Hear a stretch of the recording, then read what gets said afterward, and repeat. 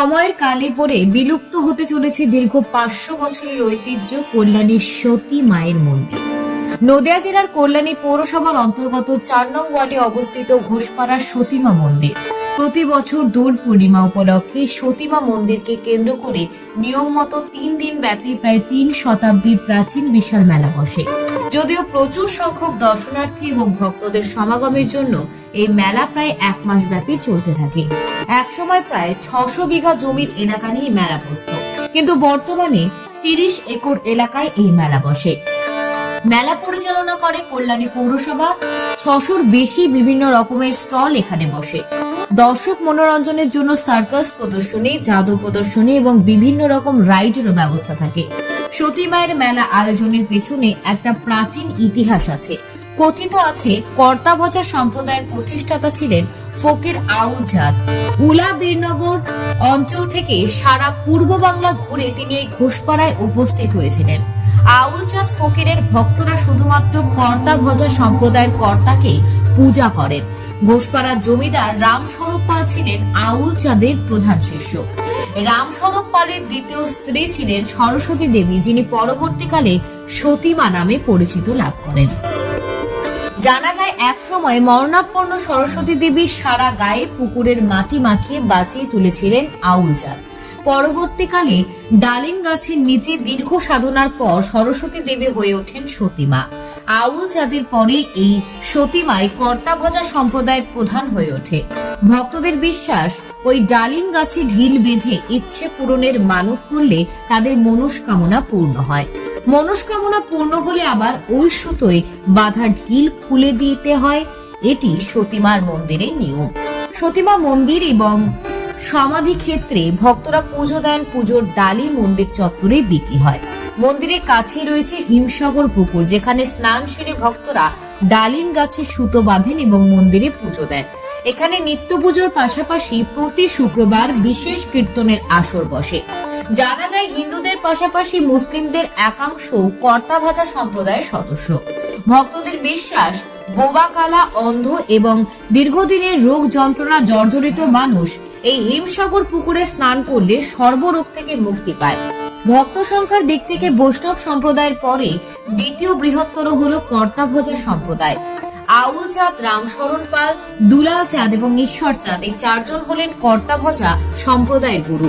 ঘোষপাড়া সতীমা মন্দির কেবলমাত্র একটি ধর্মীয় স্থানই নয়, এটি একটি ঐতিহাসিক আধ্যাত্মিক কেন্দ্র। সতীমা মন্দিরে মেলা এবং পুজো আজও ভক্তদের কাছে একটি গভীর আধ্যাত্মিক অভিজ্ঞতা প্রদান করে।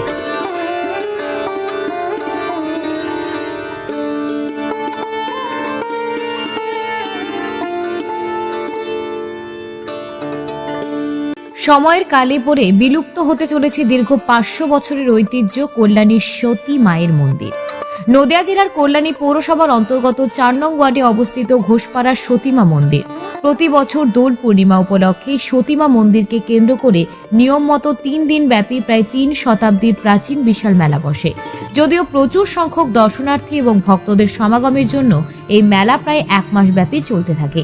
একসময় প্রায় 600 বিঘা জমির এলাকা নিয়ে মেলা বসত, কিন্তু বর্তমানে 30 একর এলাকায় এই মেলা বসে। মেলা পরিচালনা করে কল্যাণী পৌরসভা। 600-র বেশি বিভিন্ন রকমের স্টল এখানে বসে। দর্শক মনোরঞ্জনের জন্য সার্কাস প্রদর্শনী, জাদু প্রদর্শনী এবং বিভিন্ন রকম রাইডেরও ব্যবস্থা থাকে। সতী মায়ের মেলা আয়োজনের পেছনে একটা প্রাচীন ইতিহাস আছে। কথিত আছে কর্তাভজা সম্প্রদায়ের প্রতিষ্ঠাতা ছিলেন ফকির আউল চাঁদ। উলা বীরনগর অঞ্চল থেকে সারা পূর্ব বাংলা ঘুরে তিনি এই ঘোষপাড়ায় উপস্থিত হয়েছিলেন। আউল চাঁদ ফকিরের ভক্তরা শুধুমাত্র কর্তাভজা সম্প্রদায়ের কর্তাকেই পূজা করেন। ঘোষপাড়ার জমিদার রামস্বরূপ পাল ছিলেন আউল চাঁদের প্রধান শিষ্য।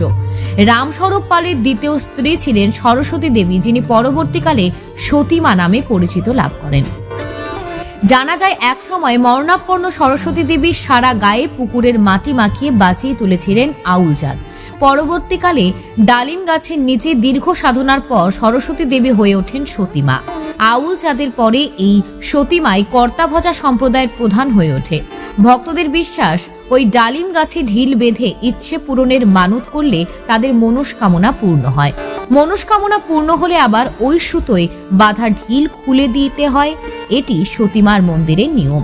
সতীমা মন্দির এবং সমাধি ক্ষেত্রে ভক্তরা পুজো দেন। পুজোর ডালি মন্দির চত্বরে বিক্রি হয়। মন্দিরের কাছেই রয়েছে হিমসাগর পুকুর, যেখানে স্নান সেরে ভক্তরা ডালিম গাছে সুতো বাঁধেন এবং মন্দিরে পুজো দেন। এখানে নিত্য পুজোর পাশাপাশি প্রতি শুক্রবার বিশেষ কীর্তনের আসর বসে। জানা যায় হিন্দুদের পাশাপাশি মুসলিমদের একাংশও কর্তাভাজা সম্প্রদায়ের সদস্য। ভক্তদের বিশ্বাস, বোবা কালা, অন্ধ এবং দীর্ঘদিনের রোগ যন্ত্রণা জর্জরিত মানুষ এই হিমসাগর পুকুরে স্নান করলে সর্বরোগ থেকে মুক্তি পায়। ভক্ত সংখ্যার দিক থেকে বৈষ্ণব সম্প্রদায়ের পরেই দ্বিতীয় বৃহত্তর হল কর্তাভজা সম্প্রদায়। আউল চাঁদ, রামশরণ পাল, দুলাল চাঁদ এবং ঈশ্বর চাঁদ এই চারজন হলেন কর্তাভজা সম্প্রদায়ের গুরু। ঘোষপাড়া সতীমা মন্দির কেবলমাত্র একটিও ধর্মীয় স্থানই নয়, এটি একটি ঐতিহাসিক আধ্যাত্মিক কেন্দ্র। সতীমা মন্দিরে মেলা এবং পুজো আজও ভক্তদের কাছে একটি গভীর আধ্যাত্মিক অভিজ্ঞতা প্রদান করে। শিলু রায়। শিলু রায়, কোথায় বাড়ি? কাঁচরাপাড়া। কাঁচরাপাড়া। এটা কোথায় এসেছে? এটা কল্যাণী সতী মায়ের মেলা। কি উদ্দেশ্যে এলেন? এটা আগের বার আমার হাজবেন্ড এখানে এসেছিলেন, আমিও এসেছিলাম, তাও মানত করে গেছিল যে যদি মা আমার কোলটা ভরিয়ে দেন তাহলে পরের বছর এসে এখানে দণ্ডিকেতে মায়ের এখানে পুজো দিয়ে যাবেন। সুফল পেয়েছে? হ্যাঁ। কত বছর হয়েছে বিয়ে হয়েছে? বিয়ে হচ্ছে 10 বছর 3 মাস, আর বেবি হয়েছে 9 বছর পরে, 9 বছর 2 মাস পরে বেবি। 9 বছরে কোনো সন্তান নেই? না। চেষ্টা বহু। তাতে ফল পাননি? না। তাহলে ফল শেষে কোথায় পেলেন? এখানে এসে যাই হোক মা চোখ তুলে মার দিকে তাকিয়েছেন, আমার কোল ভরে দিয়েছেন, তাই এবার ওর বাবা এসে দণ্ডিকেতে মায়ের আবার পুজো দিয়ে গেলাম। কি নাম স্বামী? কিষাণু রায়। সন্তানের নাম কি? ওর নাম রানী রায়। হ্যাঁ? কি নাম আপনার? এই কি এখানে কোথায় এসেছেন? এটা কোথায়? সতীর তীর্থদান। দেখলাম এই গন্ডি কাটছেন, কি মানত রেখেছিলেন? মনস্কামনা পূরণ হয়েছে? কত আগে মনস্কামনা করেছিলেন? 1 বছর আগে। সেটা পূরণ হয়েছে? আচ্ছা, মানে প্রণাম অনেক, মায়ের জন্য আজকে আমি মেয়েকে পেয়েছি, তার জন্য মানসিক দেওয়ার জন্য মায়ের কাছে। কত বছর হয়েছে বিয়ে হয়েছে? 7 বছর। 7 বছরে কি তারপরে কবে প্রথম মায়ের কাছে এলেন? গত বছর এসেছিলাম, ওকে বলেছিলাম বছর ঘুরে যদি সন্তান মা আমার কোলে দেয় আমি মায়ের কাছে পুজো দিতে আসি। মানে 7 বছর বিয়ে পরে 6 বছর সন্তান হয়নি? না। সতী মায়ের পিঠে এসে মানত করেছিলেন? মানত করার পরে ফল পেয়েছি। ফল পেয়েছে, তাই কি আবার এসছেন? সেই মানত পূরণ করছেন? তাহলে এখানে মানত করলে পূরণ হয়? বিশ্বাস থাকলে সব কিছু হয়, বিশ্বাসের উপরে সব কিছু। সেইটা নিয়ে ছুটে আসা? বিশ্বাস করেছি বলে আজ হয়েছে। সেজন্য কি এখন গন্ডি কেটে শাশুড়ি মা নাকি? আমার মা। আপনার মা গন্ডি কাটছে? হ্যাঁ। কেটে এখন মায়ের কাছে পুজো দেবেন? হ্যাঁ। কি নাম আপনার? আমার নাম পার্বতী রায়। কোথায় বাড়ি? বিরাটি।